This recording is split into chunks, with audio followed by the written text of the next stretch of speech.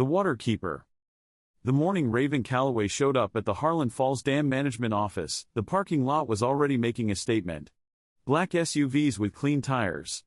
A company sedan with a magnetic badge on the door. A white engineering van with Croft Hydrosystems printed in navy letters along the side. 3 of the 4 handicapped spaces had been taken by people who clearly did not need them. The 4th had a shopping cart abandoned in it, blown in from somewhere else by last night's wind. Raven parked her rusting Civic at the far end, where the pavement turned to gravel. She turned the engine off and sat for a moment with both hands on the wheel, looking through the windshield at the building. It was concrete and unremarkable, the kind of institutional architecture that says we had enough money to build this but not enough imagination to make it worth looking at. A flag out front. A sign with the West Virginia state seal. A row of fluorescent lights visible through the front windows, already humming at 7 in the morning. In the back seat, her daughter Delia was asleep with her cheek against a balled-up jacket and her arm around a small stuffed fish with orange felt fins. The fish had been a gift from Raven's mother, who had driven down from Pittsburgh the year Delia was born with a bag full of things she considered essential for new babies, one of which was apparently a plush Arctic char. Delia had named it Pixel.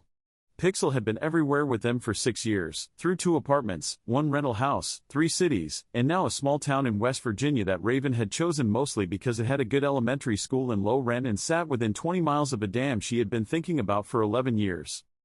She got out of the car quietly.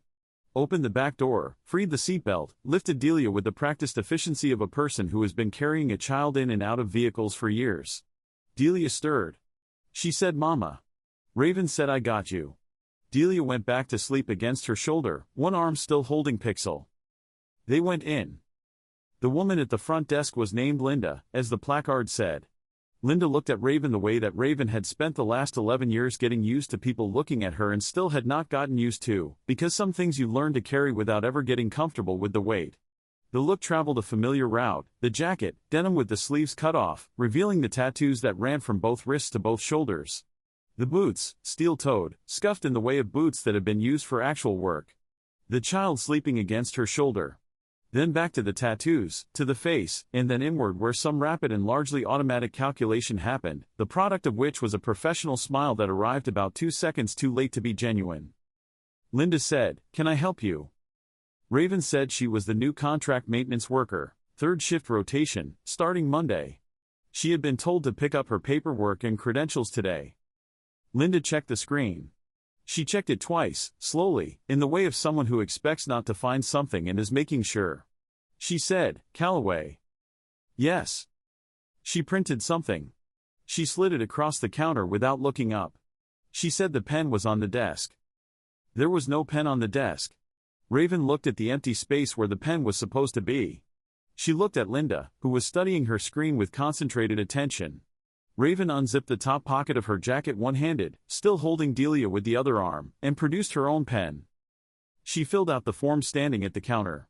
Name, Social Security, Emergency Contact, Certifications. The certifications line was shorter than what her history required, so she continued in the margin, writing small and precisely. Linda watched this. She did not comment. But there was something in the quality of her watching, a mild and practiced blankness, the face of someone performing neutrality rather than feeling it, that communicated a great deal without saying anything at all. Behind Linda, through a glass partition, Raven could see the main operations corridor. A group of men in matching polo shirts with the Croft Hydrosystems logo moved down it with the purposeful stride of people who know they are the most important people in a building. One was on a phone and gesturing. One carried a tablet angled out from his body like a shield or an offering. A third was saying something and the others were nodding. They disappeared around a corner and the corridor was empty again. Raven slid the form back across the counter. Linda looked at the certifications listed in the margin. Her expression remained professionally neutral in a way that conveyed quite a lot. She said, "You will need to check in with facilities Monday morning. Ask for Gordon Platt." Raven said thank you. She picked up her copy of the form. She went back to her car, buckled Delia in, and sat in the driver's seat for a moment with the engine running. She had been designing and studying hydraulic systems for 17 years. She held a master's degree in civil engineering from Carnegie Mellon, earned at 24. She held 2 patents, though only one bore her name. She knew things about the dam she was about to spend her days maintaining that no currently employed person at that facility knew or was likely to discover on their own. She was going to be paid $14.70 an hour to change filters and log pressure readings and replace O-rings, and she had driven past a parking lot full of SUVs belonging to people who were being paid substantially more to know substantially less about the structure in question. She thought about Delia's school, 4 miles away. She thought about the bus that came at 4. She thought about the rental house with the good kitchen in the backyard where Delia had started growing sunflowers in a row of coffee cans along the fence, spacing them according to a diagram she had drawn beforehand in a spiral notebook. She put the car in reverse. Monday, she told herself. Start Monday. The drive home took 20 minutes on the 2-lane road through hills that were October-colored, orange and rust in the last holdout gold of trees that had not yet decided to let go.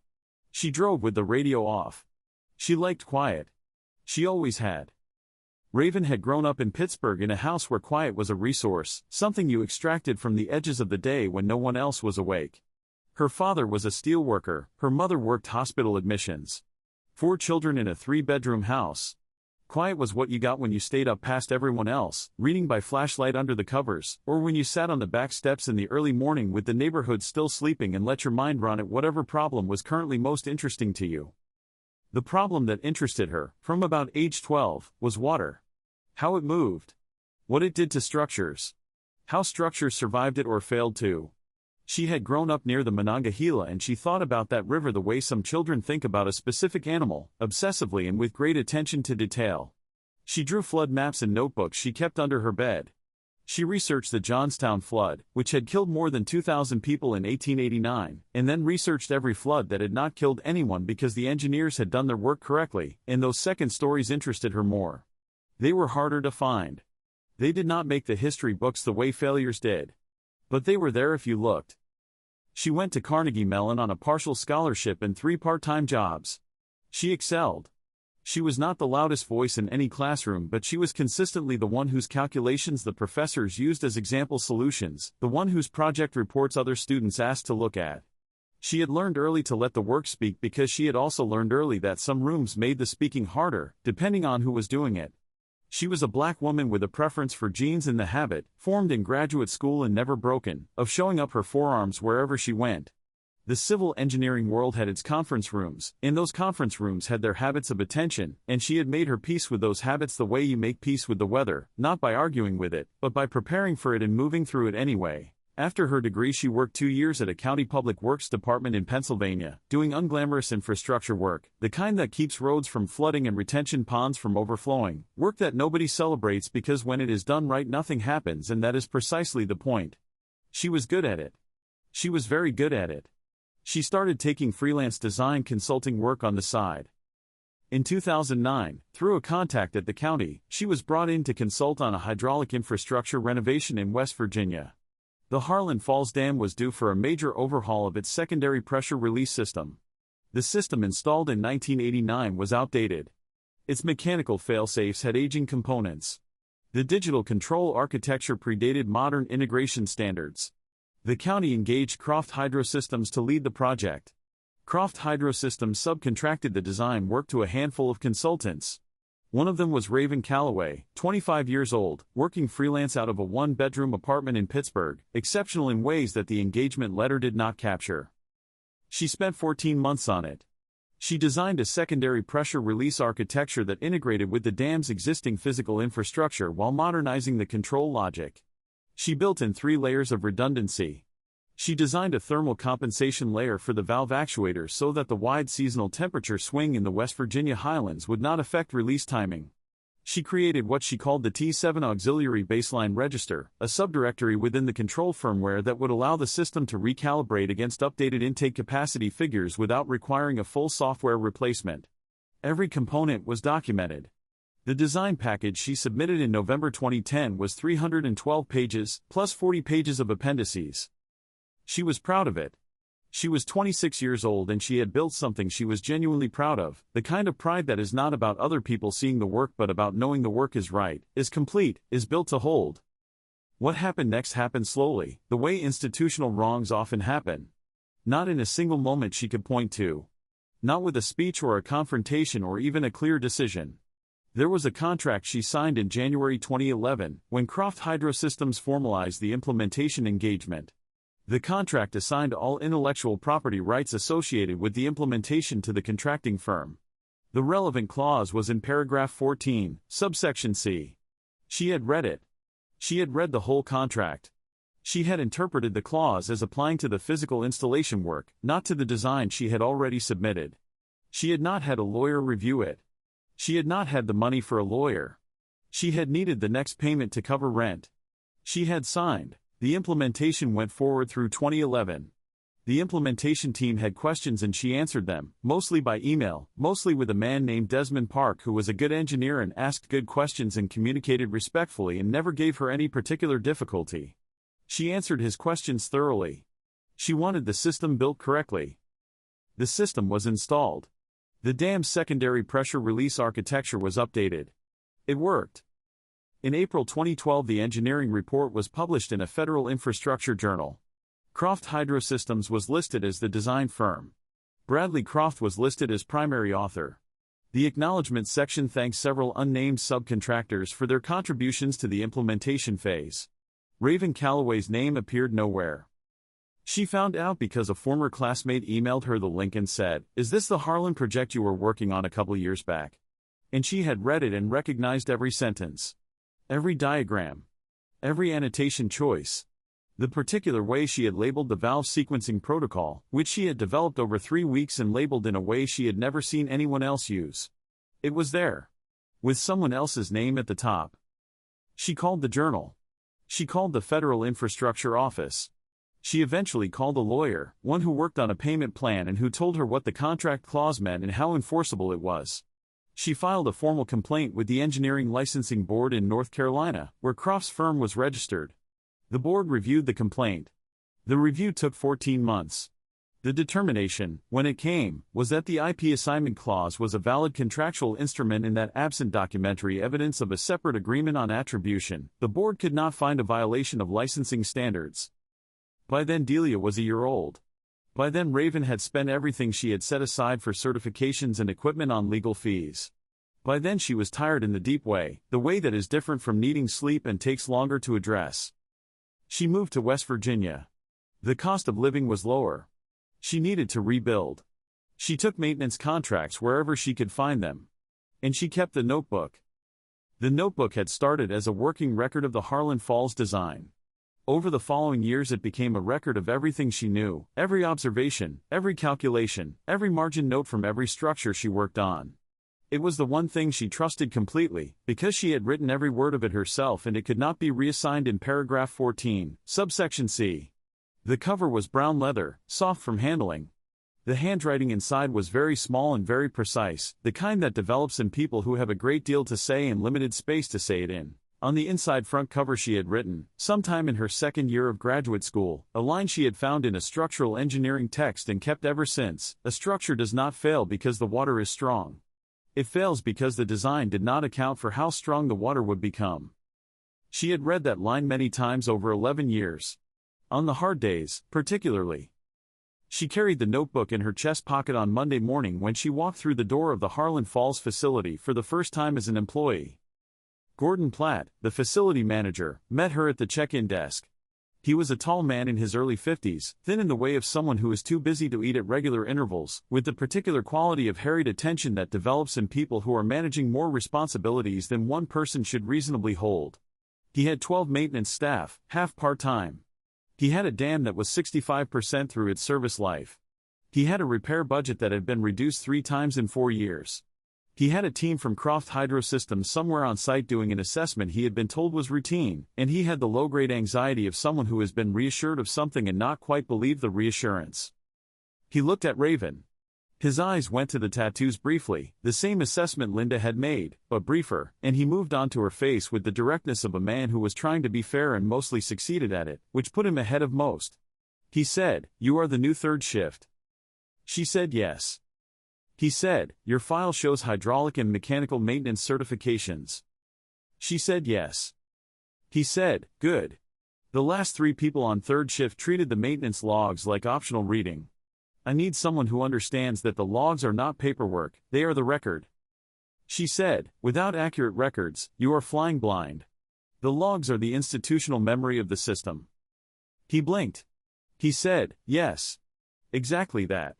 He said it with the mild surprise of someone who has had to explain this many times and was not expecting to hear it said back to him.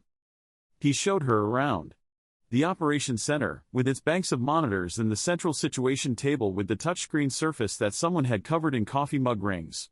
The maintenance yard, where the equipment lived in various states of repair. The equipment store, which smelled of hydraulic fluid and rubber and dust. The access road that led down to the dam face, concrete sloping toward the reservoir. He pointed out the site daycare room, a small warm space 2 doors down from the break room, cheerfully painted in colors someone had chosen years ago with children specifically in mind. It had been set up by a previous manager and never closed. Raven noted its location carefully. Delia's school had days off that did not always align with her shift schedule. He did not take her into the lower intake structure.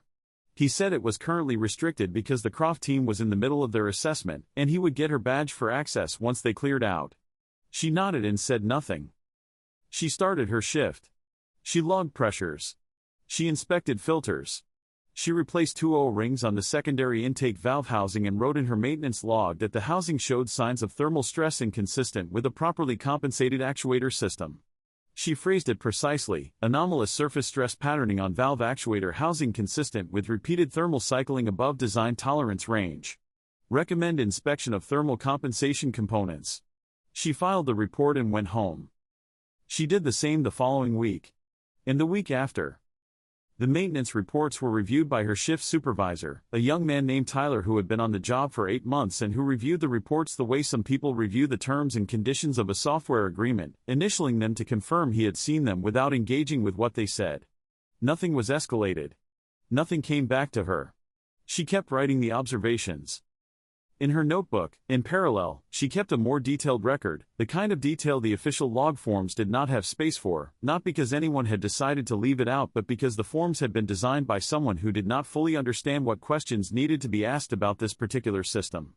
This, she had come to understand over years of working with institutional structures, was how most important knowledge got lost. Not deliberately erased. Not hidden. Just never given a container that fit it. On her 17th day on site, she identified the T7 register discrepancy. She found it the way she found most things in systems she knew well, by listening. She was standing near the lower intake access when she caught it, a frequency in the hydraulic feedback of the secondary pressure release system that was wrong. Not dramatically wrong. Wrong by a margin that would be invisible to anyone not already aware of what the correct sound was, wrong the way a familiar voice sounds slightly off in a bad connection, a deviation you only notice because you know what the normal sounds like. She went home. She sat at the kitchen table while Delia did homework and worked through the calculation. The T7 register, which she had designed and written into the firmware subdirectory in 2011, had been given incorrect calibration data at some point during the 2015 documentation update cycle. The register was still running, invisibly, in the background of the control system. It was measuring current inflow against the intake capacity figures from before the 2009 expansion, a value of 200 cubic feet per second instead of the post-expansion 800. The result was a persistent and systematic underreading of actual hydraulic load. Under normal operating conditions the discrepancy sat within acceptable margins. But under high load conditions, specifically when the primary spillway approached or exceeded 90% of its rated capacity, the system would read the situation as within normal secondary threshold parameters when it was not, and it would not trigger the bypass release. She sat with this knowledge for a long time. She thought about the 60,000 people in the downstream communities. She thought about the 4-county water treatment network fed by the reservoir. She thought about what it would mean for those facts if the primary spillway ever got pushed to 90%. Then she thought about what it would mean to walk into Gordon Platt's office as a contract maintenance worker who had been on site for 3 weeks and tell him that she had identified a firmware error in a system that an engineering firm with a federal contract had assessed and signed off on, and that she knew about the error because she had designed the register in question, the register that was not listed in any current documentation. She thought about how that conversation would go. She thought about what Gordon Platt's face would do. She thought about what would happen when the words went up the chain and came back down again in the form of a question about why a maintenance worker was claiming to have designed a component of the dam's control system, and who would be called to respond to that question, and how they would respond. She wrote the full technical assessment in her notebook. Every detail, precisely documented, the register location, the incorrect value, the correct value, the behavioral consequence under high load conditions, the precise flow threshold at which the error would cause the secondary system to fail to trigger. Then she wrote in the official maintenance log, secondary pressure release system diagnostic recommended. System shows anomalous acoustic feedback signature under standard load conditions. Recommend review of firmware calibration data. Tyler initialed it. Nothing happened. She reported it again the following month with greater technical specificity, including the frequency measurement and the estimated flow rate discrepancy. Tyler initialed it. Nothing happened. She was not surprised. She had put observations into systems that did not respond to them before. What she did not do was stop. Every week, the observation was in the log. Every week it was initialed and filed and went no further. The paper trail accumulated, quietly, the way water accumulates in a reservoir, invisibly, incrementally, until one day the level is somewhere that demands attention. What she did not do, and what required a different kind of discipline than anything technical she had ever practiced, was go directly to Gordon Platt. She understood why people would think that was the obvious move. She had thought about it herself, late at night when the arithmetic was done and the problem was clear and the solution was clear and the only unclear thing was the path from here to there. She had thought about what it would look like. A contract maintenance worker, 3 weeks on the job, walking into the facility manager's office to explain that she had identified a firmware error in a system that Croft Hydrosystems, which had a federal contract and a $2 million grant and 4 engineers currently on site, had assessed and signed off on. Walking in and explaining that she knew about the error because she had designed the register in question in 2010. A fact that would require her to explain that the design credit in the published report was incorrectly assigned. A fact that would require her to explain 11 years of history in a 5-minute conversation while standing in someone's office uninvited, as a person he had hired 2 weeks ago to replace O-rings. She had thought carefully about how that conversation would go. About what Gordon Platt's face would do and what calls he would make and who those people would call in return. She had thought about the result, not for the dam, which still had the T7 register with its incorrect calibration data, but for the maintenance worker who had raised the alarm. The maintenance worker with the cut-off sleeves and the tattoos and a history of losing a formal complaint against the very firm that was currently on site. She made her calculation. She kept writing the observations in the log and the full technical detail in the notebook. She kept showing up. She maintained the system with the care of someone who is the only person in a building who fully understands what the building is for. She knew where every component was. She knew how each one sounded under normal load conditions. She tracked the seasonal pressure variations against the model she had built in 2010 and confirmed that they matched, which meant the physical components were aging within their design parameters. She stayed close to the lower intake structure even when it was technically outside her assigned area, because the lower intake was where she could hear the system most clearly, and listening was how she had always understood any structure best. She was a person who listened to structures the way some people listen to music, attending to the whole and to the part simultaneously, following the theme through its variations, hearing the place where the tone shifts in a way that does not fit the pattern. She had been listening that way since she was 12 years old and standing on the bank of the Monongahela trying to understand what the river was doing and why. The dam had a sound. Every structure does, though most people never learn to hear it. The dam's sound was layered, the constant low resonance of water mass against concrete, the higher frequencies of the spillway in variable weather, the particular pitch of the intake valves under different load conditions. She had been learning this specific sound since her 17th day on site, and she had mapped its daily variations, its seasonal shifts, its response to rainfall, its behavior at different reservoir levels. By October she knew the sound so well that she could hear, from the maintenance yard, approximately what the gauges in the operations center were showing inside. She heard it the way she heard Delia's pencil from the kitchen, not thinking about it, just knowing. She waited. She kept writing. Delia started 2nd grade. The sunflowers in the coffee cans along the back fence grew past the top of the fence and kept going. The rain came in October. It came the way fall rain comes to the West Virginia highlands sometimes, not as a storm with a name and a clear beginning and end but as a sustained atmospheric condition, a gray and windless curtain that simply arrived and did not leave. Day 1 was ordinary. Day 3 was enough to make the roads slow. Day 6, the local news started using the word historic.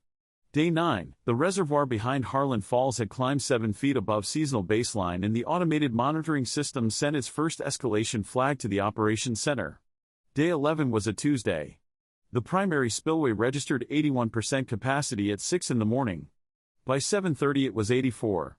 By 9 it was cresting 87. Raven woke at 5 and lay in the dark and listened to the rain on the roof and did the arithmetic in her head. When she was finished she got up. She called her neighbor Mrs. Papadakis, who was 71 and kept early hours and did not mind watching Delia when something came up. She put Delia in her bed with Pixel and told her she would be back by lunch and went out into the rain. She pulled into the facility lot at 6:45. More vehicles than usual. The Croft Hydrosystems vans were back, 3 of them this time. A county emergency management sedan. Gordon Platt's car. A state vehicle she did not recognize. She parked and sat for a moment and looked at the reservoir through the chain-link fence along the road. The water level was visible even from there. The seasonal line on the concrete spillway structure, and where the actual surface was. She got out and went in. The operations center was the kind of room that declares its own importance. Large monitors on 3 walls. A central situation table with a touchscreen surface. Expensive rolling chairs. None of them were being sat in, because the 8 people in the room were all standing, the way people stand when the situation is deteriorating, and sitting feels like the wrong physical response to it. Gordon Platt was at the situation table, on a phone. 4 engineers in Croft Hydrosystems polo shirts were at workstations, 2 of them typing and 2 of them watching one of the others type.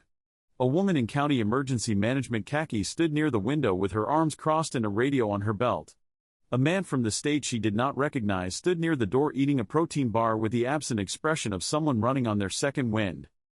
And at the head of the situation table, with his hands on his hips and the expression of a man who is accustomed to problems being solved in his presence and is waiting for this one to comply, stood Bradley Croft.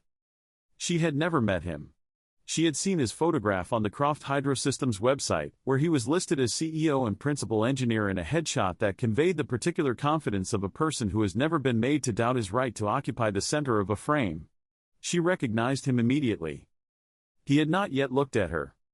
She said, to the room in general, "Good morning. What is the current spillway reading?" Gordon Platt looked up from his phone. He said, "Calloway. You are not scheduled today." She said, "I know. What is the reading?" He said, 87% as of 12 minutes ago. Climbing at approximately 0.3% per hour. The secondary release system is not responding to command inputs.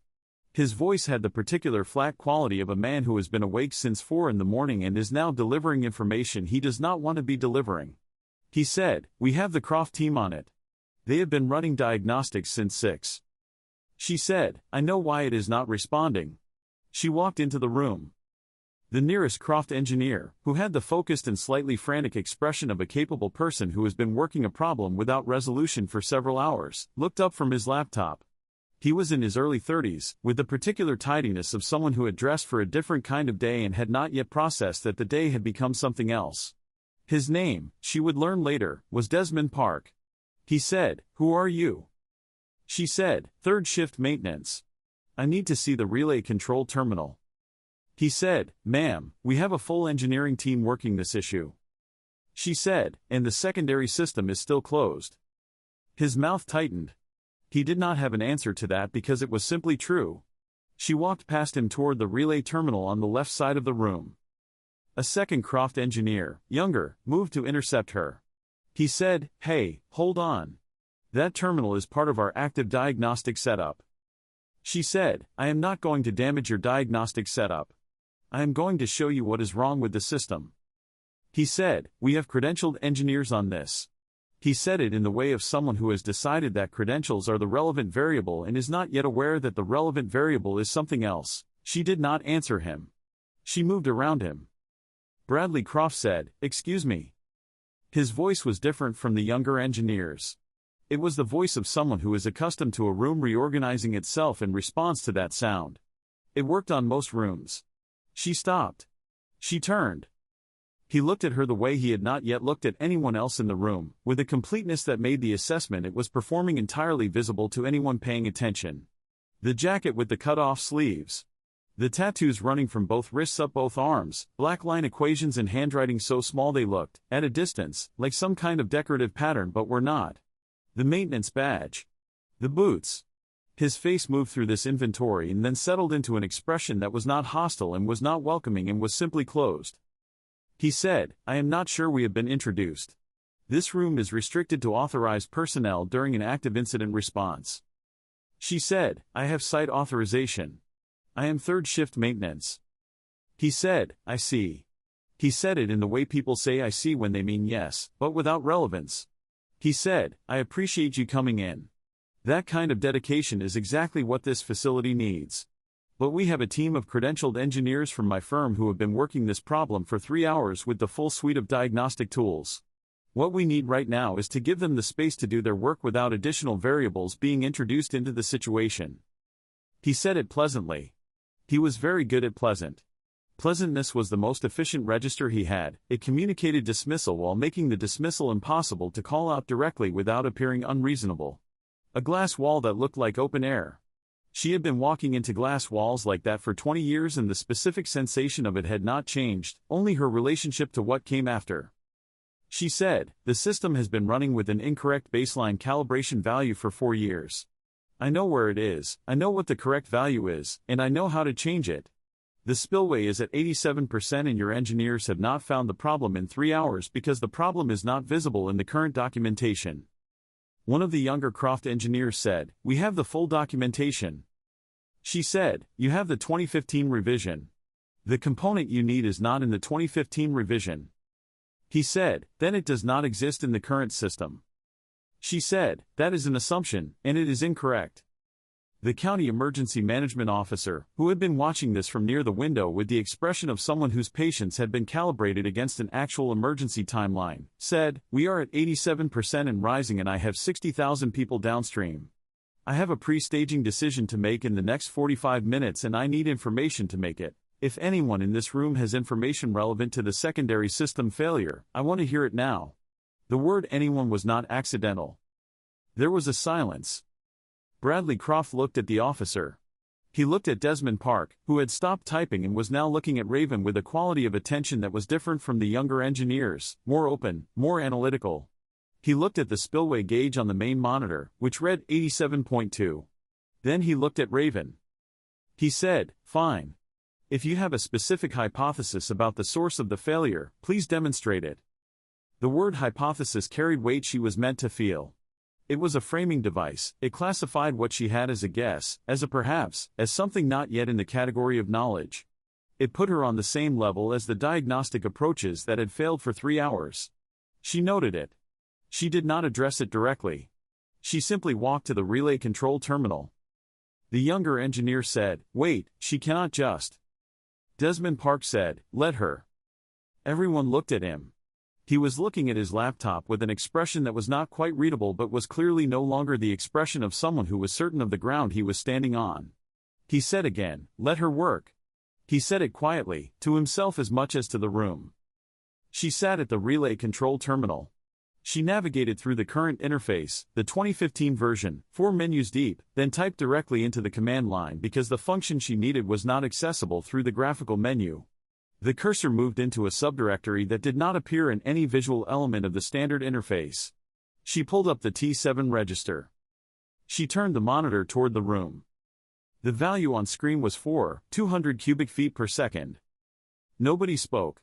The post-expansion intake capacity, documented in the 2009 upgrade report and known to every engineer in the room in that moment, was 7,800.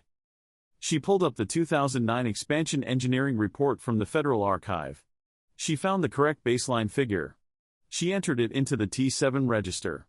She confirmed the change. 3 seconds. Every monitor in the room updated at once. The secondary release system, now reading actual hydraulic load against actual capacity for the first time in 4 years, registered an overflow condition and executed its opening protocol. On the security cameras showing the lower intake structure, the bypass valve assembly began to move. Large, engineered steel components that had been held in the wrong position by a single incorrect number, repositioning themselves. The sound came through the walls about 4 seconds after the camera showed it, deep and resonant and purposeful, the sound of a great deal of water finding an intended path. The primary spillway gauge, which had read 87%, leveled. Then began to descend. Nobody moved for a moment. The room absorbed this the way a room absorbs something that changes the meaning of everything that came before it. The monitors kept updating. The spillway gauge was descending with the steady, unhurried certainty of a system that has returned to correct operation and will continue that way. The number was visible and real and moving in the right direction, and it had not been moving in that direction 30 seconds ago. Desmond Park sat down in the nearest chair. He put his elbows on his knees and laced his fingers together and looked at the floor. He stayed there for several seconds.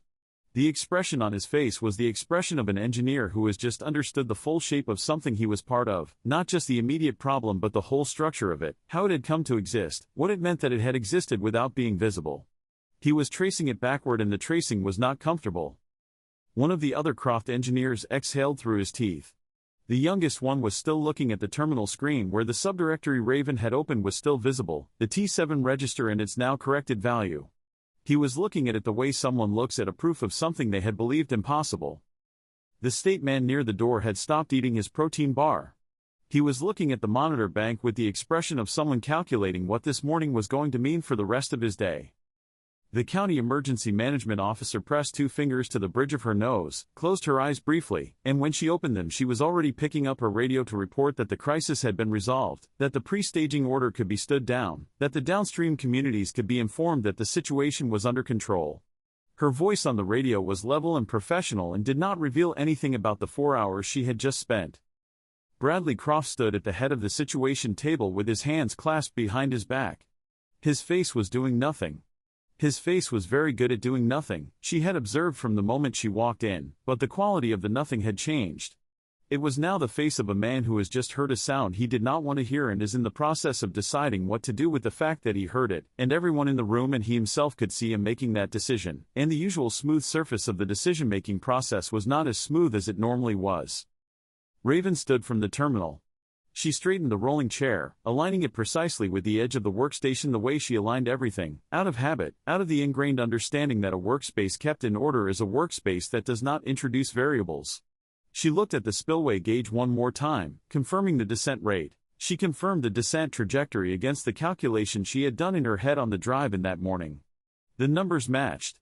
They matched the model she had built in 2010, the model that was on page 47 of the notebook in her chest pocket, to within 2%. She said, the T7 register needs to be made visible in the main UI and added to the standard diagnostic checklist going forward. Right now it is invisible to the standard interface and invisible to the standard diagnostic protocol, which is how it went undetected through at least 2 full review cycles. The thermal compensation layer in the valve actuator housing also requires inspection and likely the Phase 2 installation I specified in the original design package. I have flagged that issue in my maintenance logs, with the dates. I can provide the complete technical documentation. Desmond Park said, from his chair, still looking at the floor, yes. We would want all of that. She nodded. She started toward the door. She was almost to it when she heard it. One of the younger Croft engineers, speaking to no one in particular, in the tone of someone working something out aloud, said, how does a maintenance worker know that a firmware subdirectory exists that is not in any current documentation? The room went quiet in a different way than it had been quiet before. She stopped walking. She turned around. Everyone was looking at her. Including Croft. Including Desmond Park, who had lifted his head from the floor. She reached into the chest pocket of her jacket. She took out the brown leather notebook. She opened it to the page she had known, since the morning 3 months ago when she first parked in this lot and looked at this building through the windshield, she would eventually open it too. She walked back to the situation table and set it flat and pushed it across the surface toward the center of the room, where everyone could see it. Croft said, wait. She stopped. She took one breath. She turned around. He was looking at her with a different quality of attention than before. Less administrative, more specific. He said, how did you know the T7 register existed? She said, because I designed it.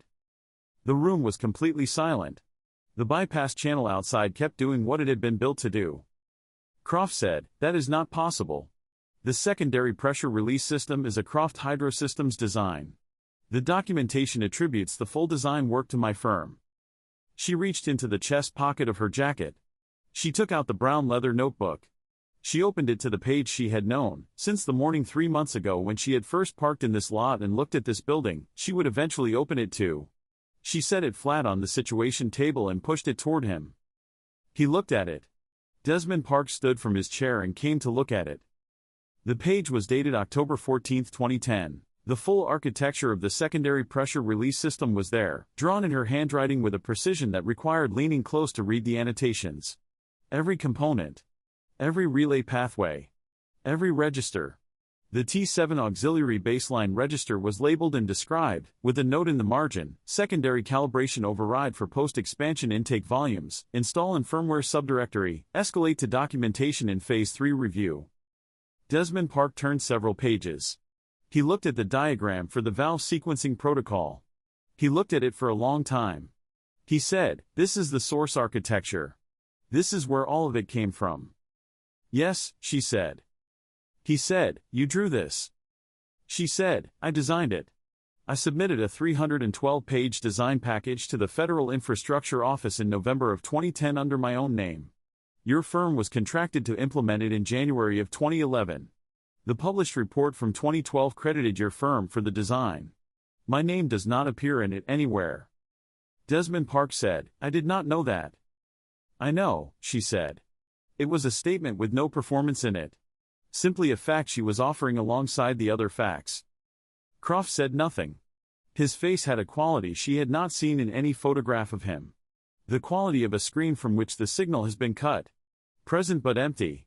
Running on something other than certainty. The emergency management officer said, "I need someone to tell me what exactly is happening in this room right now." Gordon Platt said, "I need to make some calls." He was already moving. He made the calls. Over the 3 hours that followed, those calls reached the Federal Infrastructure Office, the West Virginia Department of Natural Resources, and the Engineering Licensing Board of North Carolina, where Croft Hydrosystems was registered. The threads they pulled were not hidden. They had never been hidden. They simply had not been pulled, because until this morning no one had been in the position of needing to pull them. The November 2010 design submission, listing Raven Calloway as primary architect, was on file at the Federal Infrastructure Office. The implementation contract from January 2011 contained the IP assignment clause in paragraph 14, subsection C. The 2012 published paper listed Bradley Croft as primary author. The chain was clear. The IP clause was enforceable. The authorship attribution on the paper was not technically illegal. It was the kind of wrong that lives in the space between what a contract permits and what is true, a space wide enough, as it turned out, to lose an entire career in. But there were other things in the chain now. The federal grant of $2.1 million had been awarded to Croft Hydrosystems on the basis of the published paper. The paper that bore his name. For the design work she had done, that opened questions that were not questions of civil engineering, and the people now holding those questions worked for agencies that took the stewardship of federal grant funding quite seriously.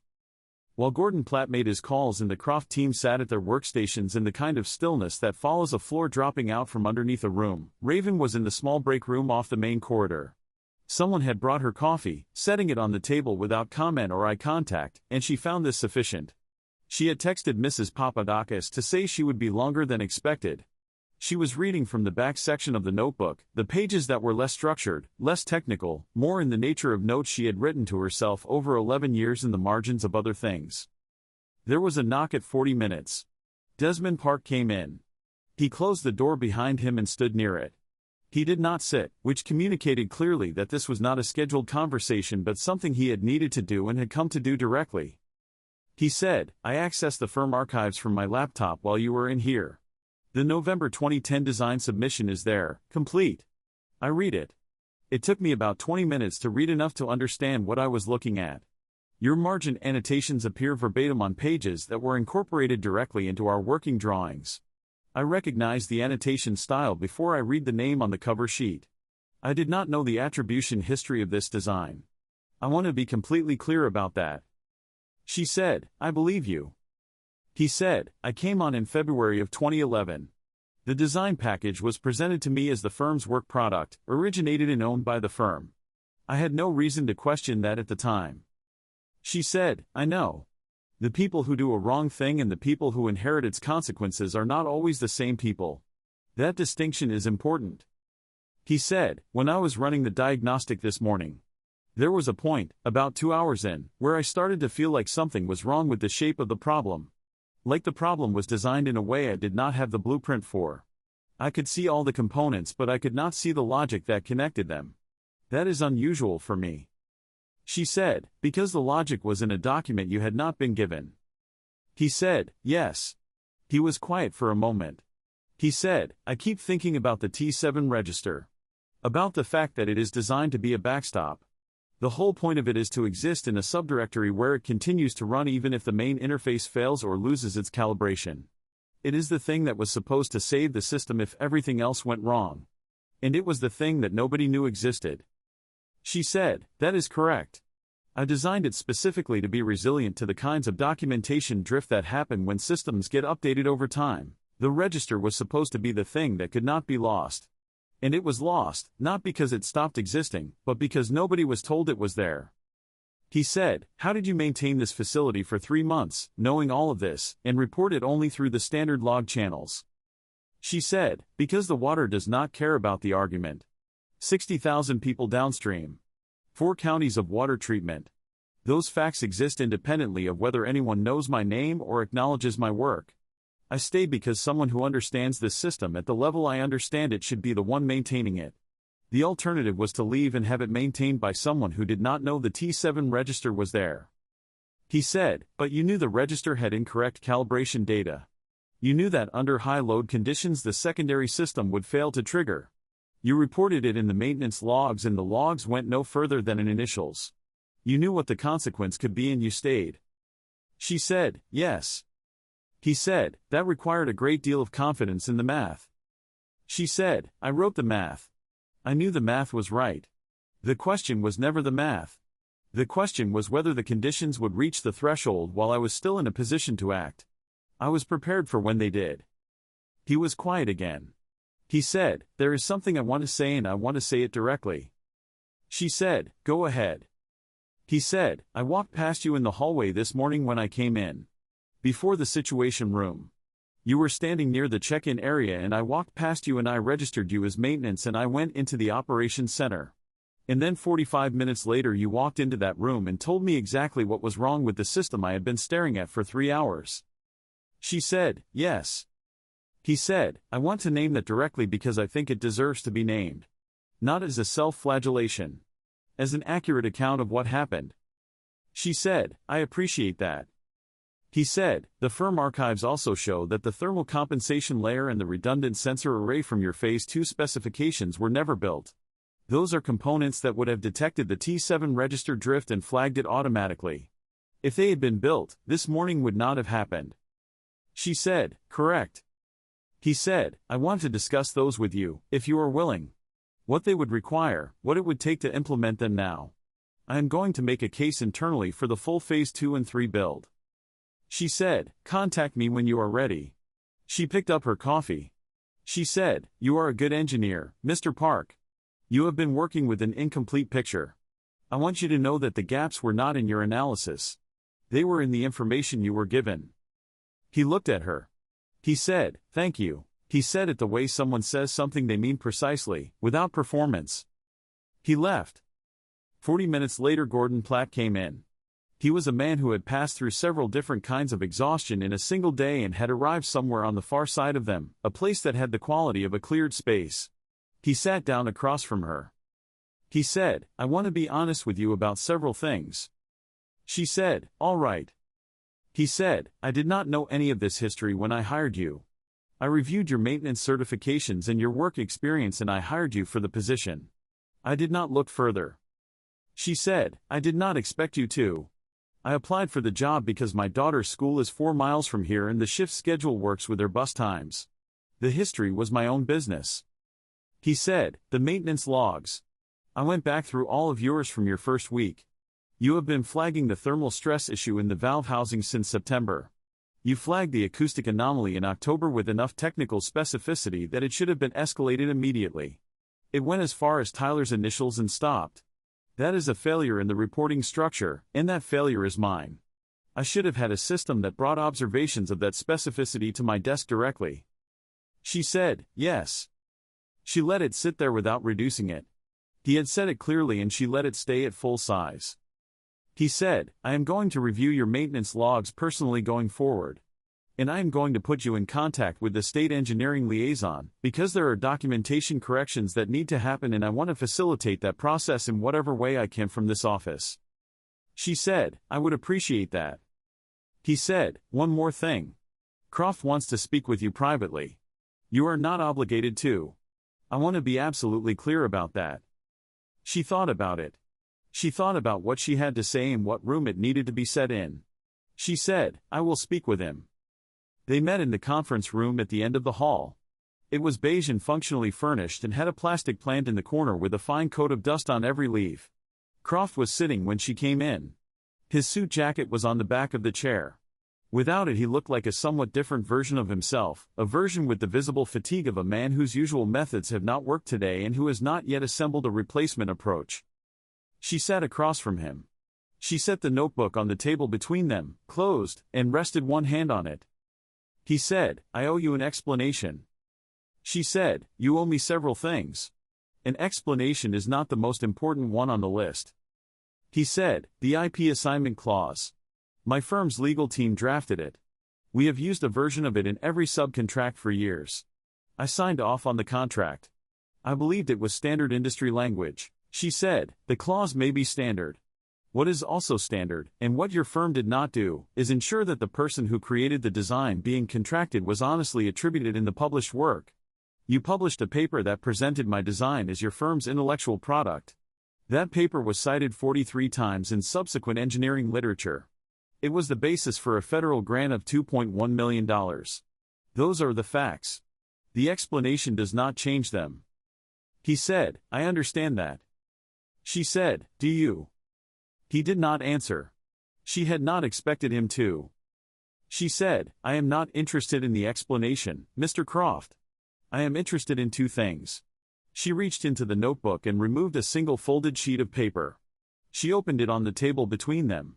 It was a precise technical summary, the Phase 2 and Phase 3 recommendations from her original design package, with current cost estimates for materials and labor. Thermal compensation layer for the valve actuator housing. Redundant sensor array for the T7 register, with proper documentation integration. 2 additional pressure relief protocols for high load conditions.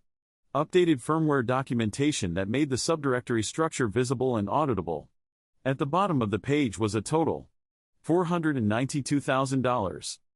She said, your firm received $2.1 million in federal grant funding attributed to my design work. I want $492,000 of that invested in completing the design at this facility. Not in my name. Not with any attribution to me or to this conversation. I want it done because the dam is still running without components I designed and that should have been built years ago, and today is the consequence of an incomplete system. That is the first thing. He looked at the sheet of paper. He said, that is a substantial commitment. She said, it is less than a quarter of what was granted. And it is significantly less than the liability exposure associated with a dam failure affecting 60,000 people and a 4-county water supply. If you would like, I can put those two numbers side by side in a format your legal team might find instructive. He looked at her. She said, the second thing. The Federal Infrastructure Archive holds the November 2010 design submission with my name as primary architect. That is a matter of public record that has always been there. I want a formal corrigendum published to the 2012 engineering paper. I am already in contact with the journal and with the federal office. The correction will happen with or without your firm's participation. Your participation would make the process faster and considerably less disruptive to the firm's reputation than the alternative. He said, you have already been in contact. She said, I have been preparing for this conversation for a long time. I did not know when it would happen. I knew it would happen. He was quiet. He looked at the sheet of paper. He looked at the notebook under her hand. He looked at the tattoos on her forearms, lines of numbers and equations that meant everything to the structure 200 yards away and nothing to him. He said, you planned all of this. She said, I planned nothing. I applied for a maintenance job because my daughter's school is 4 miles away. The rains came. The system failed in the way I always knew it would eventually fail, because it was built without the components I originally designed. I was here because I had been maintaining it. Those are the facts. There is no plan in them. He was quiet for a moment longer. He said, all right. She said, all right. She stood. She folded the sheet and put it back in the notebook and put the notebook in her chest pocket. She said, Desmond Park is a very good engineer. He would have found the T7 register eventually. He asks the right questions when he is given room to ask them. I would recommend giving him more of that room in less managed direction. Systems as complex as this one do not respond well to hierarchy that moves faster than understanding. She walked to the door. She stopped. She said, the plant in the corner needs water. It has not had any in some time. Then she left. She drove home in the thin rain of a storm running out of energy. The hills on both sides of the road were dark green and heavy-leafed in the way of October hills that have had 11 days of water, and the light that broke through the cloud cover as she descended into the valley was the particular West Virginia evening light she had not expected to love when she moved here, pale gold, lateral, catching the windshield drops and turning them briefly into small individual prisms. She pulled into the driveway. Mrs. Papadakis opened the front door before Raven reached the porch. Delia appeared behind her in socks and a sweater, holding Pixel by one fin. Delia said, Mama, Mrs. Papadakis made pierogies. Raven said, how many did you eat? Delia said, a normal amount. Mrs. Papadakis said, 7. Raven said, that is not a normal amount. Delia said, they were small pierogies. Raven thanked Mrs. Papadakis. She went inside. She sat down on the kitchen floor with her back against the cabinets because the floor was there and she was too tired to choose anything more specific. Delia came and sat beside her without being asked, leaning on her arm, and they stayed that way for a while without talking, in the easy silence that develops between two people who have spent enough time together to understand that silence between them is not an absence but its own kind of presence. After a while Delia said, something happened today. Raven said, yes. Delia said, was it the dam? She said, yes. Delia said, did you fix it? She said, yes. Delia held Pixel up and looked at the fish's button eye, the way she did when she was turning something over. She said, did they know you knew how? Raven said, they did not. And then they did. Delia thought about this. She said, was it like the thing you told me about? Where people look at you before they listen? Raven said, yes. It was exactly like that. Delia was quiet for a moment. She said, and you fixed it anyway. She said, there were 60,000 people downstream. Delia said, I know. She was not deflecting. She was simply noting the order of priorities, which was something she did. Then she said, but it was still hard. It was hard, Raven said. Yes. They sat on the floor a while longer. The rain dripped from the eaves outside. Somewhere upstream, water was moving correctly through channels designed by someone whose name had been in the wrong place for 11 years and was in the process of being returned to the right one. The documentation corrections took 22 days. The Federal Infrastructure Archive was formally amended on November 19, naming Raven Calloway as primary architect of the 2010 design submission. The core addendum to the 2012 engineering paper was published in the journal's December issue. It was brief and technical, the kind of notice that would mean very little to a general reader and a great deal to anyone working in the field who was paying attention to the citation record. Desmond Park emailed her on the 23rd of November. He said, I have read the original design package 4 times now. I have questions about the thermal compensation coefficient calculations for the valve actuator housing, specifically the heat transfer assumptions in the winter operating range. I believe those values may need to be updated against current material standards. Would you be willing to discuss? He did not mention Croft. He wrote as one engineer writing to another about a shared problem of mutual interest. She wrote back, yes, use this address. They met 3 times by video call before the end of November. On the first call they were formal in the way of 2 people who are working out the new terms of a relationship whose old terms have just been completely revised. He asked careful questions and she answered them completely. He had read the design documentation before calling, which was apparent in the quality of what he asked. On the second call the formality was gone. They were talking about the dam the way engineers talk about structures they are genuinely engaged by, with precision and a kind of undisguised pleasure in the difficulty of the problem itself, finding the places where the difficulty resolved into elegance and the places where it did not and working out why. She had missed this. She had not allowed herself to know she had missed it, but now she knew. On the third call, near the end, he said, there is a question I want to ask if it is not overstepping. She said, ask it. He said, how did you hold it? 11 years of knowing what you knew, maintaining a system you designed while someone else held the published credit for it. I have been trying to understand how a person holds that. She was quiet for a moment. Delia was in the other room doing homework. She could hear the rhythm of Delia's pencil on paper, a sound she knew from long enough familiarity that it registered as a baseline, the way the bypass channel's sound had become a baseline. She said, "Here is how I think about it. A dam is a negotiation between force and design. The water pushes at exactly the pressure that physics requires. It does not know who designed the structure and it does not care who holds the credit. It pushes. My job, regardless of what my badge said, was to make sure the design was adequate to the force. Not because anyone would know I had done it. Because 60,000 people need their water supply and that fact exists independently of anyone's opinion about me." He said, "And you could hold that. For 11 years. She said, "I could hold it because it is true. The things that are true about a system do not become untrue because someone else has their name on the paper. The T7 register existed. The thermal compensation gap existed. The design worked. Those were facts. I could hold the facts. The other things, the credit line, the grant, the published name, those were real harms and I was angry about them and I will not pretend otherwise. But the anger and the work are different compartments. You do not have to resolve the anger to continue the work. You just have to be clear about what the work is for." He said, "What is it for?" She said, "For the system. For the people downstream. For the next engineer who comes to this structure and needs to understand how it works and why. The work is for all of them. The question of how I feel about having had my name taken is separate and also valid, but it is not what the work is for." He was quiet for a moment. He said, "I want you to know I have cited the corrected authorship in 2 papers I am currently completing. I want that stated directly, on record with you." She said, "Thank you. That matters to me." He said, "It should matter to everyone who builds on that work. If the foundation is mislabeled, everything built on it carries an error in its documentation history. Correcting the attribution is not just a matter of giving you what you are owed. It is a matter of keeping the record honest for everyone who uses it going forward." She said, "Yes. That is exactly it."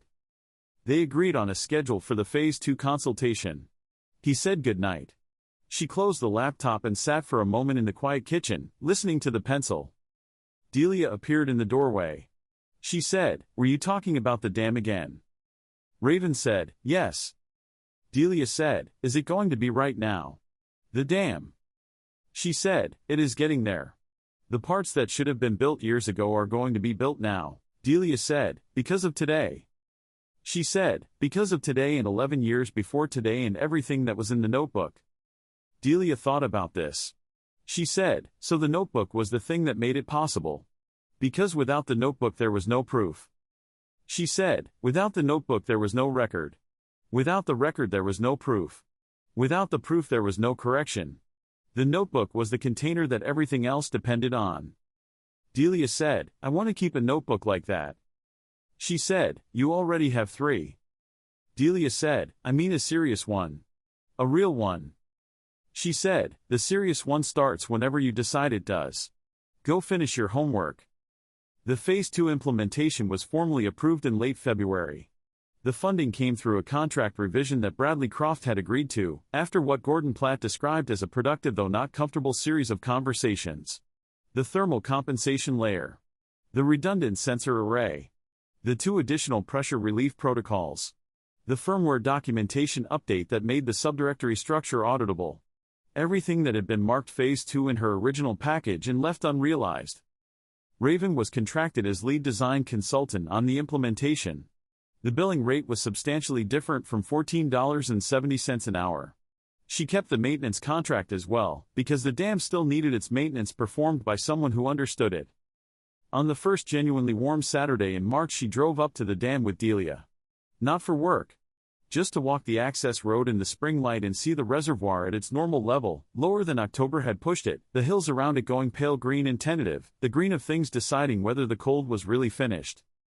Delia walked beside her on the access road. She had Pixel tucked in the crook of one arm, which was where Pixel traveled when Delia was thinking. She was 9.5, which she considered a more significant age than 9, and she had recently developed the habit of asking questions that arrived without apparent preamble and had clearly been in progress internally for some time before they surfaced. She said, "Mama, is it different now?" Raven said, "The water level is different. Lower. The rest looks the same." Delia said, "I do not mean the water level. I mean, is it different because the right people know the right things about it now? Because before, the people who were supposed to know the important things did not fully know. Now they do. So even if it looks the same from outside, it is different on the inside." Raven looked at her. She said, "Yes. That is exactly right." Delia held Pixel up toward the reservoir, in the way she sometimes did when she wanted to show Pixel something she was thinking about. She said, "It is like the thermocline. It looks the same from above, but there are two different things happening underneath, and you can only tell the difference if you know to look." Raven said, "Where did you hear me say that?" Delia said, "You said it to Desmond on the phone. About how a system can look stable from outside while something is wrong underneath that only shows up when the conditions change." She had said that. She had not known Delia was within earshot. She said, "You are right. It is exactly like that." They walked the rest of the road without talking. At the far end, where the road curved and the full face of the dam became visible, Raven stopped. She looked at the structure. She thought about everything that was different inside it from 6 months ago: the T7 register with its correct value, the documentation that now named its author, the Phase 2 work underway, the maintenance logs arriving on Gordon Platt's desk. None of it visible from the outside. All of it there. She thought about the engineers who would come after. The ones who would look up a citation and find her name. The ones who would read the T7 documentation, which she was going to write carefully and completely so that whoever came next would not have to discover it by listening for a sound that was slightly wrong. The ones who would work on systems like this one and would need to understand not just how the components function but why they had been designed that way, by whom, and what that person had been thinking about when they made each choice. She had learned, over 11 years, that documentation was not a bureaucratic formality. It was an act of care for the people who would follow. It was the refusal to let knowledge live only in one body, where it could be lost or ignored or taken. Knowledge committed to a well-organized record became something that could not be erased by a contract clause, because it existed independently of the person who held it, in a form that anyone with a reason to look could find. She said, "Delia." Delia said, "Yes." She said, "I want to say something to you." Delia turned and gave her the particular quality of attention she deployed when she understood something was coming that deserved it. Raven said, "When you are very good at something, there will be people who decide what you know before you have shown them. They will look at how you look, where you come from, what you are wearing, who they expect you to be. They will make that decision quickly and often they will not know they are making it. That is going to happen to you. It has happened to me my whole life and it will happen to you." Delia said, "Because of how we look." She said, "Partly. And partly because the world has categories that it puts people in quickly, before the evidence is in, and it takes effort to push past those categories and some people do not want to make that effort. You need to know this is real. It is not something you imagined and it is not something you caused." Delia said, "What do you do?" She said, "You have more than one option. There are moments that require direct confrontation, where you have to stand in a room that is uncomfortable and make the case for yourself out loud and clearly, because if you do not name what is happening it will continue unchallenged. Those moments exist and you have to recognize them and not back down from them." Delia said, "And other times?" She said, "Other times you put your energy into the knowledge itself. You build it carefully. You document everything, not just for others but for yourself, so there is always a record of what you know and how you came to know it. You stay close to the work, the actual work, the thing you understand better than anyone else. And you wait for the moment when what you know is needed badly enough that the category stops mattering. Then you are there." Delia said, "Both of those sound hard." She said, "They are hard. The first one is hard in the way of sustained effort against resistance. The second is hard in the way of patience, which people often mistake for acceptance. It is not acceptance. It is discipline. The difference is that acceptance means you believe the situation is right. Discipline means you have decided not to let the situation determine what you do next." Delia looked at the reservoir. She was quiet for a while in the focused way she was quiet when she was genuinely processing something rather than waiting for the conversation to resume. Then she said, "How do you know which one to do? Direct confrontation or patience?" She said, "You pay attention to what the moment actually needs. Not the moment you wish you were in. The actual one. Some wrongs become invisible if they are not named immediately. Others, the truth will eventually make undeniable, if you are ready when it does. The skill is reading which is which, honestly, without letting what you want to be true interfere with what is actually true. Delia said, you have to be honest with yourself about the situation even when it is hard. She said, especially when it is hard. Delia held Pixel up and looked at the fish's button eyes, which she had been doing since she was 2 when something required thinking about. Then she tucked Pixel back in the crook of her arm and looked at her mother and said, I want to be an engineer. Raven said, I know. I think you have known for a while. Delia said, I wanted to design systems that are so well documented that no one who comes after has to guess what was built or why. I want to leave a record so clear that even the things that get missed at first can still be found. Raven looked at her daughter. She said, that is exactly the right thing to want to build. Delia said, and I want to understand water the way you do, the way it has rules that do not change no matter what, and if you learn the rules you can understand everything that happens to it. She said, the water is patient that way. It will teach you exactly as much as you are willing to sit with it long enough to learn. Delia looked satisfied with this. She said, can we walk around and see the bypass channel? They walked around. The bypass channel was a secondary concrete structure, less visually impressive than the dam face but, to Raven, more interesting. It was the piece that had done the actual work in October. The piece whose absence would have meant a different morning for 60,000 people in 4 counties of water treatment. There was a sound from it even now, in low-flow march, quiet, continuous, the sound of water finding the path it had been built to travel. She heard it and it was right. She stood there for a moment and simply listened, the way she always listened to structures, attending to the whole and the part simultaneously, checking the sound against the model in her memory. It matched. Everything matched. She had designed this channel in a Pittsburgh apartment at a folding table she had bought second-hand from a closing office supply store, working with a drafting pencil and grid paper because she could not afford the software license. She had been 25 years old. She had worked on it for 14 months and she had known, when she submitted the package, that it was the best thing she had made. She had not known, at the time, how long it would be before she could stand next to it and hear it working. Delia stood beside her for a moment without talking, listening too, though she was not yet sure exactly what she was listening for. Then she said, it sounds right. Raven looked at her. She said, yes. How did you know? Delia said, it sounds like it knows what to do. She said, that is exactly what right sounds like. They walked back to the truck. On the way, Delia stopped at the access road railing and looked out over the reservoir one more time. The water was silver and flat in the March light, flat the way water is flat when it is calm and deep and has settled into something that is not going to shift easily. Delia said, it does not look like it was ever dangerous. She said, no. It doesn't. That is what safe looks like. From the outside, safe and dangerous can look exactly the same. The difference is what is happening inside. Delia considered this.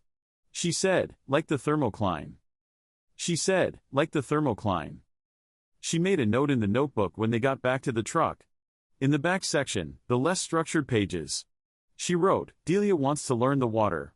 Teach her to document first, before anything else. The knowledge is worth nothing if it lives only in you. And below that, teach her to choose the ground. And below that, because she meant it and wanted to have written it, the water kept teaching me. Trust the process, give it time. She closed the notebook and put it in her chest pocket. Delia climbed into the passenger seat, which she was now officially permitted to do on account of being 9.5. She buckled her own seatbelt. She held Pixel in her lap and looked out the window at the hills going soft and new green in the March light. She said, Mama. The numbers on your arms. Are those from the notebook? Raven looked at her forearms on the steering wheel. The hydraulic pressure equation she had tattooed there at 23, finishing her master's degree, the year she understood that this was the work and she intended to keep it close. The year she understood that the work was not just what she did for a living, not just a career or a profession, but the specific territory of her mind that was most alive, the thing that woke her up at 2 in the morning with a problem half solved and kept her at the folding table until it was whole. She had gotten the tattoos because she wanted to carry the work on her body. She wanted there to be no separation between herself and the knowledge, no gap where someone could stand and say, this is not yours, you are not this, you do not belong to this. She had thought, at 23, that it was a romantic gesture. She had learned, over the following 20 years, that it was also a practical one. She said, some of them. The ones on my left forearm are from a flow rate problem I worked on in my second year of graduate school. The problem that finally made me understand how pressure distribution works in a closed system. I have been trying to understand it for months, and it came clear one night, and I did not want to forget the exact path I had taken to get there. So I wrote it down on my arm. Delia said, "And no one can take that." She said, "No. No one can take that." Delia said, "Is that why you got them? So that even if they took the paper, the knowledge was still somewhere they couldn't reach?" Raven was quiet for a moment. She said, "I got them because they were beautiful to me. Because I wanted to carry the work on my body, so there was no difference between me and the work. But yes. Also that." Delia looked at the numbers for a long moment. She said, "I think when I find my thing I will want something like that too. Not the same. But something that makes it impossible for anyone to say you are separate from the work you have done." She said, "You will know when you have found the thing that deserves that kind of commitment." Delia said, "I think I am getting closer to it." Raven started the truck. She pulled out of the access road and onto the two-lane that led down through the hills toward town. In the rearview mirror, the reservoir was visible for a moment before the road curved, silver and flat in the morning light, ordinary in the way that very important things tend to be ordinary, because they are so consistently present that they become background, become assumption, become the invisible structure that everything else runs on without anyone having to think about it. Most people who drove this road every day did not think about the reservoir at all. That was fine. That was exactly what it meant for the engineering to be working. She drove. The hills went past. Delia watched them with the particular attention she brought to things she was not yet done processing. When they were nearly home and the town was spread below them in the valley, ordinary and yellowish in the mid-morning light, Delia said, "Mama. The thing you said about documentation. About leaving a record clear enough that even what gets missed at first can still be found." She said, "Yes." Delia said, "That is not just engineering, is it?" She said, "No. It is not just engineering." Delia said, "It is about any knowledge that matters. If you know something important, you have a responsibility to record it in a form that can outlast you. So that the next person does not have to start from nothing. So that what you learn does not disappear when you do." Raven was quiet for a moment. She said, "Where did that come from?" Delia said, "I was thinking about your notebook. How long you kept it even when nobody was reading it. You kept writing in it because the knowledge was real whether or not anyone acknowledged it. And because someday someone might need to look at it. And they did." She said, "Yes. That is exactly why." Delia said, "And the notebook was why you could do what you did on Tuesday. Without the notebook, you would have known what you knew, but you could not have shown it. The notebook made the knowing visible." She said, "Yes. Knowledge that lives only in your head is vulnerable in a way that documented knowledge is not. Someone can dispute what you claim to know. No one can dispute what is written in your hand and dated from 11 years ago." Delia said, "So documentation is not just for other people. It is protection." She said, "It is both. At the same time. When you document carefully, you are taking care of the people who come after you, and you are also taking care of yourself. You are building something that cannot be argued away." They drove the rest of the way home in comfortable quiet, the kind that arrives between two people who have finished a thought together and are letting it settle before the next one starts. She pulled into the driveway. Delia was already unbuckled and reaching for the door before the engine was fully off, in the way of children who are always ready for the next thing before the current thing is technically finished. Raven sat for a moment after Delia got out. She looked through the windshield at the coffee cans along the back fence, dormant still in the early March cold, the sunflower seeds inside them waiting for the soil temperature to come up another 15 degrees before they committed to growing. She thought about what Delia had said, documentation is protection. She had known that, in theory, for years. She had practiced it, in fact, for years. But she had never heard someone say it that clearly and that simply before, and hearing it from a 9-year-old who had arrived at it through her own thinking made it land differently. She thought about all the engineers who would come after. The ones who would read the corrected citation and find her name. The ones who would open the T7 register documentation she was going to write, completely and carefully, and understand what it was and why it was there. The ones who would be sitting in rooms where someone had already decided something about them, before they opened their mouths, and would need to understand that the decision was not the last word. That the last word belongs to whoever is still standing when the facts need someone to interpret them, and that standing there requires preparation, requires a record, requires the long discipline of writing things down even when no one is reading. She was going to write about that too. Not as a lecture. As a record of what she had learned and how, so that whoever came to it could take what was useful and leave the rest and build something she had not thought of yet. She got out of the truck. Delia was already on the porch, Pixel under her arm, studying the coffee cans with the evaluating expression of someone who has already drawn up the planning plan in her head and is now checking the physical space against the mental diagram. She said, "I wanted to add a second row this year. Tallest in the center instead of along the edge, to test how the light distributes differently through the group." Raven said, "That is an experiment." Delia said, "Yes. I am going to write down the hypothesis before I plant. Track measurements as they grow. Record the results at the end of the season." Raven stood at the bottom of the porch steps and looked at her daughter in the early spring light, holding Pixel and already building the documentation for something she had not yet done, and felt something she could not name precisely but that was close to the feeling she had standing at the bypass channel listening to the water move correctly. The feeling of something finding its intended path. She said, "Let's go inside. Show me the diagram." Delia said, "I already have a draft." "Of course you do," Raven said. They went inside.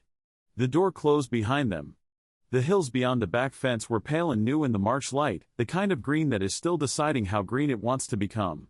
The reservoir upstream was where it needed to be. The water moved in its channels, patient and indifferent and precise, exactly as it had been designed to move, going wherever the structure directed it, filling every space that had been correctly built for it, holding back from every space that had not. It did not know who had designed the structure. It never had.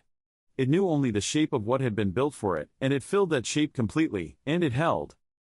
That was enough. That was, and had always been, enough.